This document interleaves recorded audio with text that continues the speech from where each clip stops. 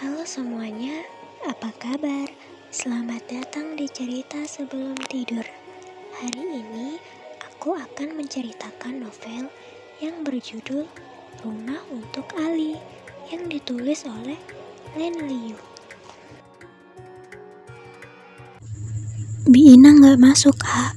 Kalau mau beli di luar malah lama, mending aku masakin aja ya.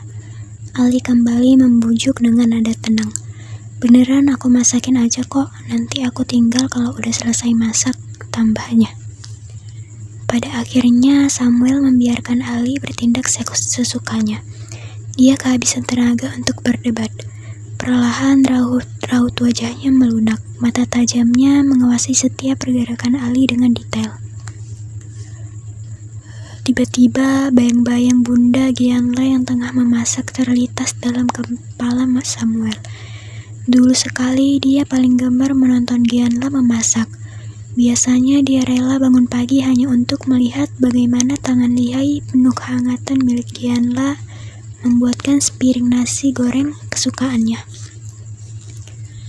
Cowok itu buru-buru mengalihkan pandang saat matanya mulai memanas. Dia begitu merindukan sosok Bunda dalam hidupnya. Bunda, El rindu sekali, rintih Samuel dalam hati. Ali yang fokus pada makanannya dengan lincah memotong brokoli, wortel, dan sayuran lainnya untuk membuat capcay.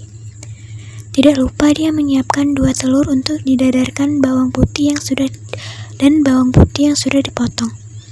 Dia kemudian meletakkan wajan besar di kompor, menambahkan sedikit minyak, dan membiarkan wajan menjadi panas sebelum memasukkan bawang yang telah dipotong. Aroma bawang yang harum tercium memenuhi ruangan, membuat suasana dapur terasa semakin hidup. Dalam hitungan menit, dapur dipenuhi dengan aroma menggoda dari aneka tumisan sayuran yang kini telah menjelma menjadi capcay dan dadar telur yang sedang dimasak. Ekspresinya berubah. Dia dari serius menjadi bangga, menunjukkan kepuasan terhadap hasil masakannya.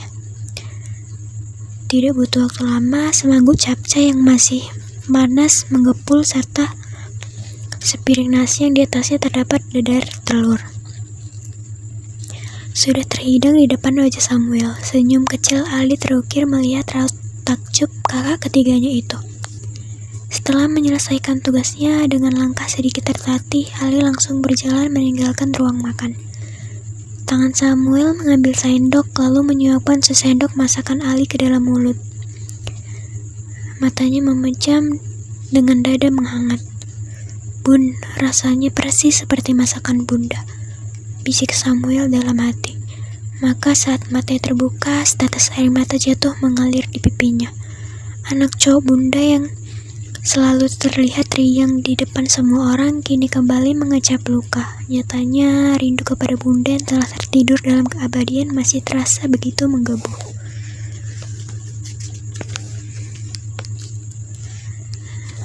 Nata memicingkan mata, melirik ke arah langit. Senyumnya sedikit terulas saat melihat sinar matahari pagi yang merayap perlahan-lahan di antara pepohonan yang menjulang tinggi, menciptakan bayangan yang menari-nari di jalur setapak taman.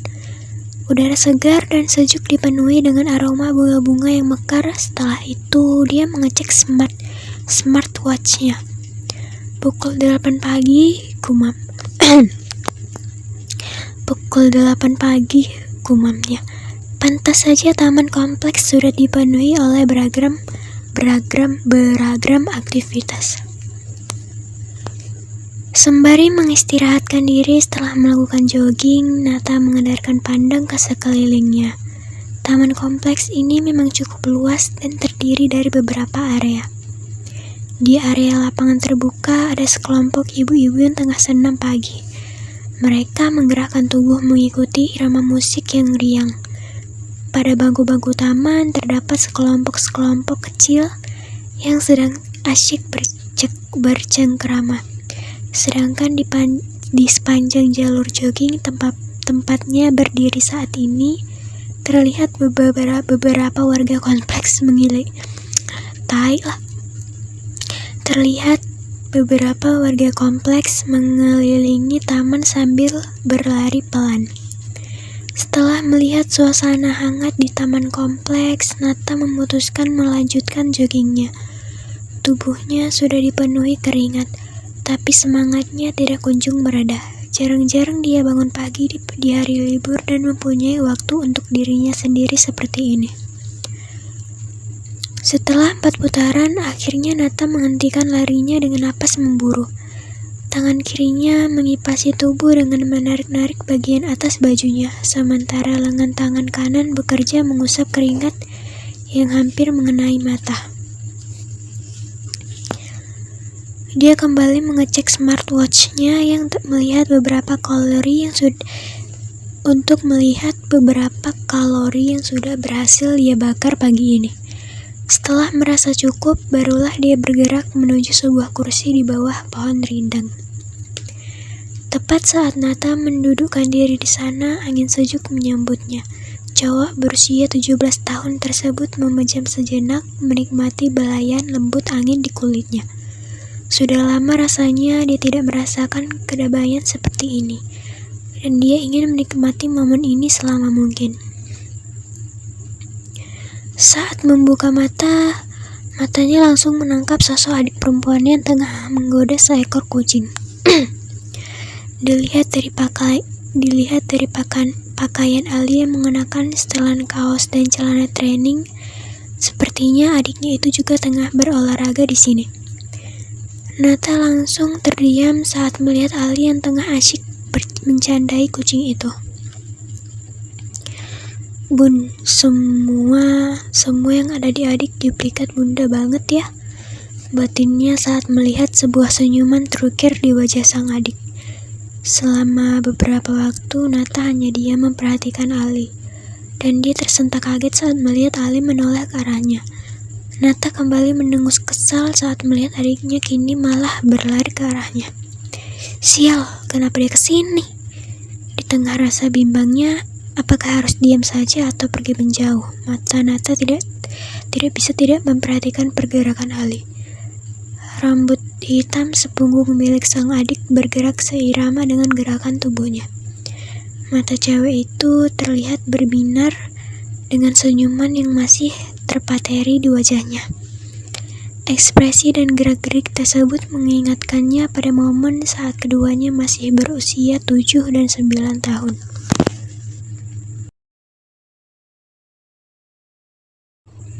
Hati-hati Li, kalau jatuh nanti abang kena marah bunda. Ali kecil tidak menghiraukan ucapan kakaknya. Dia lanjut berlari menuju objek yang mencuri perhatiannya sejak memijakkan kaki di taman kompleks. Cantik bang, ucap Ali sambil menoleh ke arah sang kakak yang sudah berdiri sampingnya. Ia cantik seperti Ali. Ali tidak bisa menyembunyikan senyum mendengar pujian dari kakaknya. Ali mau bunganya. Ali menunjuk bunga berwarna merah, kemudian ganti menunjuk telinganya. Buat ditaruh di sini. Nggak boleh dong, bunga di sini nggak boleh asal dipetik, Li. Kan cuma satu bang, boleh ya? Tetap nggak boleh, Li, sahut Nata dengan nada lembut. Bunga di sini kan di taman sama orang, kasihan yang nanam nanti. Ah, Bang Nata pelit. Ali merajuk sambil memasang wajah sedih. Dia tidak mengerti mengapa kakaknya melarang mencabut bunga yang begitu cantik.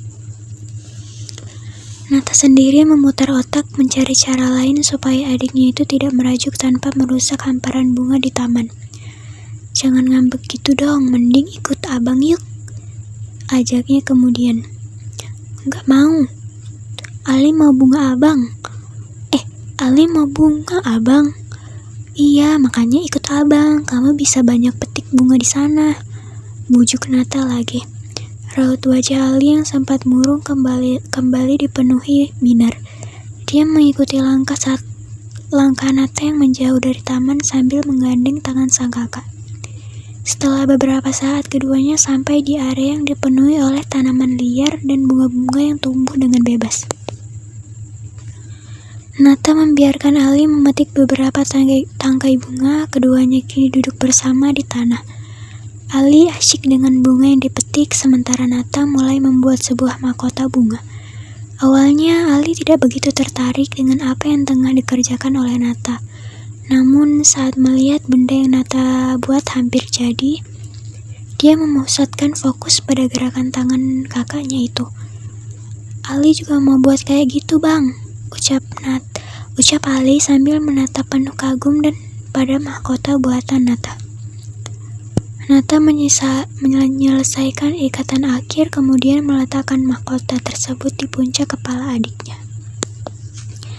Abang bikin mahkotanya untuk kamu, Bang Nata. Nata tersadar dari lamunan. Dia menatap sosok yang baru saja memanggilnya. Dilihat dari dekat, wajah tersebut dipenuhi oleh bulir-bulir keringat. Sendiri aja, Samuel gak ikut? Ali mengajukan pertanyaan saat sahapannya tidak digubris. Karena Nata masih belum jawab, Ali yang tidak sabaran memilih mengambil posisi di samping kakaknya itu. Namun baru saja tubuhnya mendarat di kursi taman, Nata sudah beranjak bangkit.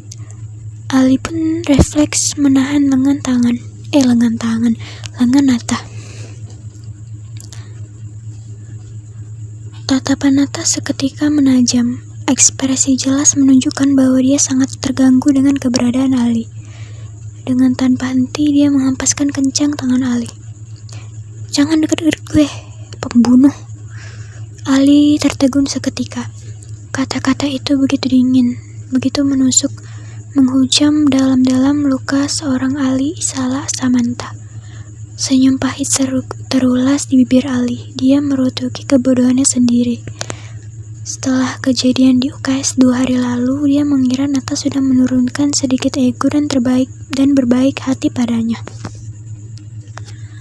Namun nyatanya semua hanya angan-angannya semata. Satu-satunya orang yang sempat diharapkan untuk menerimanya ternyata tetap sama seperti 3 kakaknya yang lain, menganggapnya sebagai pembunuh bunda. Ali bersimpuh di antara lembaran kertas-kertas di lantai. Wajahnya memucat, matanya dipenuhi kebingungan dan ketakutan. Darah terlihat di bawah mata akibat tergores kertas yang dilempar ayahnya. Tepat 2 meter di depannya, Abimanyu berdiri di hadapan Ali seraya berkacak pinggang. Matanya menyorot tajam, kemudian beranjak maju dan menarik rambut Ali agar mau menghadapnya. Cuma 80. Kakak-kakak kamu bahkan mampu dapat nilai lebih baik dibanding 80. Ali menggigit bibirnya, mencoba menahan gelombang emosi yang berkecamuk di dalam dirinya. Meski sudah sering mendapat perlakuan kasar dari sang ayah, Ali tidak pernah terbiasa. Dia selalu merasa takut dan sakit di waktu bersamaan. Maaf ayah, ucap Ali takut-takut. Bukannya meredakan amarah, ucapan dan raut Ali malah semakin menyulut amarah Abimanyu. Tanpa belah kasihan, dia malah menginjak jemari anaknya itu kuat-kuat. Anjing memanglah. Ali refleks meringis sertahan. Sakit ya, maafin Ali. Ali merintih, tangan kanannya yang bebas dari injakan memegang kaki sang ayah. Masih untung saya biarkan kamu tinggal di sini setelah membunuh istri saya. Sekarang apa yang saya dapat? Nilai sejelek itu. Dasar anak gak tahu diri. Maaf. Air mata Ali jatuh berderai. Selama ini hanya maaf dan maaf yang kamu bisa ucapkan. Abimanyu kembali berteriak, tarikan tangannya pada rambut Ali semakin menguat. Kamu pikir maaf bisa mengubah semuanya? Ali menggeleng cepat, pipinya sudah basah oleh air mata. Kepala dan tangannya sakit, tetapi hatinya jauh terasa lebih sakit. Maaf, ucap Ali dengan suara teramat rendah. Lagi hanya kata tersebut yang bisa keluar dari mulut Ali. Cewek itu tahu dengan pasti maafnya tidak akan pernah bisa mengubah keadaan apapun, namun akan sangat terlampau tidak tahu diri jika dia tidak meminta maaf. Jika hidupnya saat ini adalah kesalahan serta membebankan ayah dan kakak-kakaknya, maka Ali harus banyak minta maaf. Meskipun maafnya tidak akan pernah diterima, dia mengembuskan napas terakhirnya. Penyiksaan Ali tidak berakhir di ruang kerja sang ayah. Abimanyu lanjut menyeret Ali menuju gudang. Di sana sebelum ditinggalkan, Ali kembali mendapat pukulan berulang-ulang dan makian dari ayahnya. Tidak ada yang bisa dilakukan selain merintih dan memohon, berharap ayahnya mau mengasihaninya barang sejenak. Air matanya bahkan sudah tidak bisa keluar karena tangisnya yang tidak kunjung berhenti. Dalam hatinya, pertanyaan ini kembali terlintas. Sampai kapan? Sampai kapan dia harus mengalami ini?